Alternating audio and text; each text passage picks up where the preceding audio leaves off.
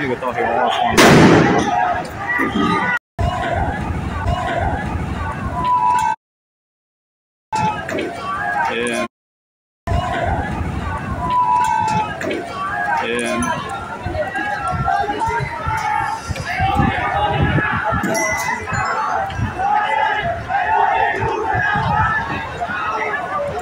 这个倒是要放。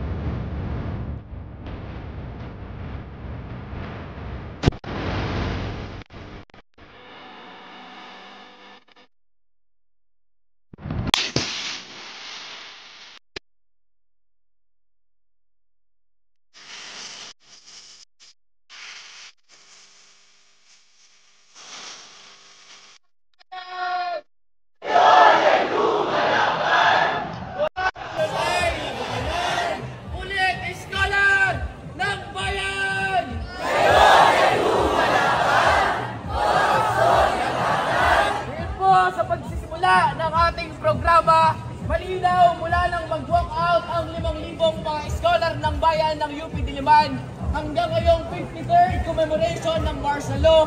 Nagkakaisa ang tindig ng mga scholar ng bayan ng UP Diliman para sa pananagutan.